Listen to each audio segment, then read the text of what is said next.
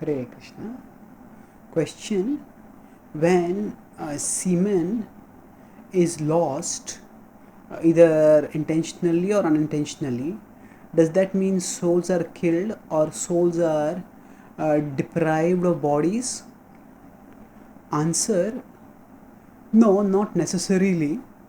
We have to understand that the soul, it is not present in the semen. Within the semen there are sperms, and it is not necessary that there is one soul present in each sperm.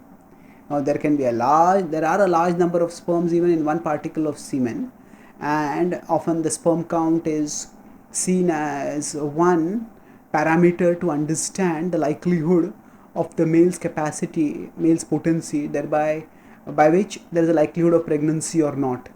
So the point is that there are many sperms that can be there in semen, and there are many sperms in semen, and it's not necessary that there has to be a soul in every body.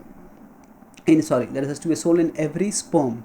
So yes, the point is that when there is is the soul being denied a body?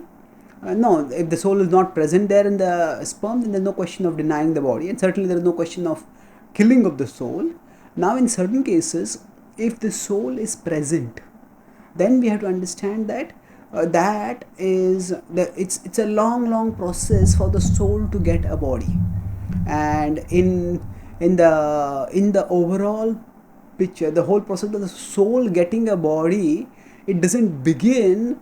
It does not, at a biological level, it doesn't begin unless the soul is united with unless the sperm is united with the egg. So when there is a voluntary abstention, as in the case of renunciates, and then there is some accidental loss of semen, it is not that at that time there is a deprival of the soul from getting a body, because all this happens under divine supervision. Karmana daivanetena jantor dehopapate. How a soul will get a body, that happens under divine supervision. And those who are, for example, uh, voluntarily abstaining from sex, if there is a loss of semen during unintentionally, then the point is that we are responsible for what is in our control. We are not responsible for what is not in our control.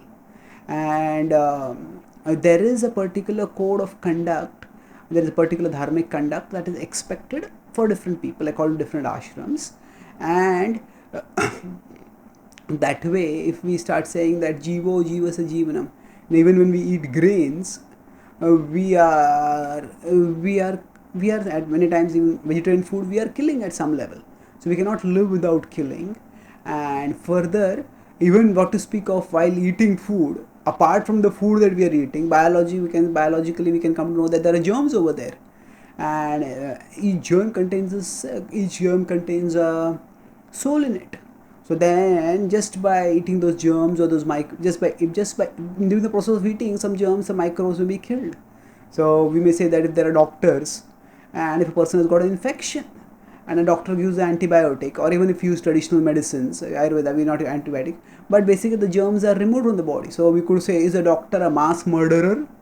Is a doctor. So if a person has malaria, or a person has some infectious disease, and doctor gives antibiotics, so sometimes hundreds of thousands of those germs may be killed. So is a doctor a murderer of thousands of people? No. We don't analyze karma like that.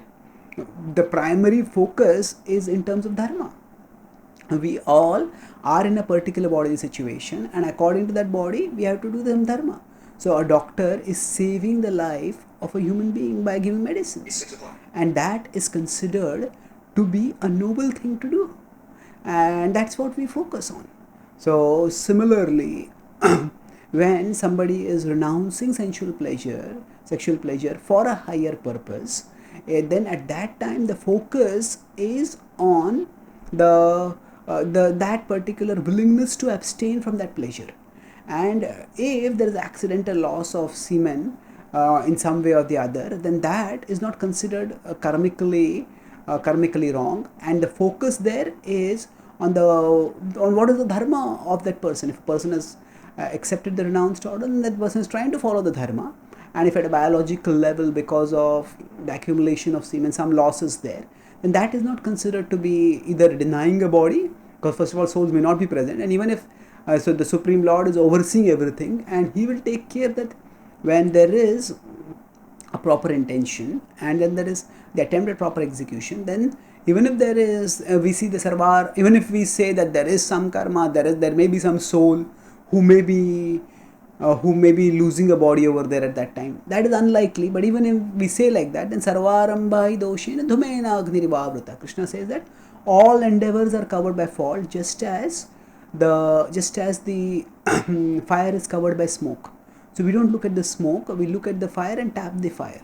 So just as in the medical profession, we don't look at the doctors as mass killers of germs, we look them as savers of life. Similarly, when we look at those who are renouncing, who are renunciates, we focus not on what is beyond one's control in terms of the accidental loss of semen that may happen sometimes, but we focus on the principle of the willingness to sacrifice a pleasure, essential pleasure, for higher spiritual cultivation and for the sake of sharing spiritual knowledge with others.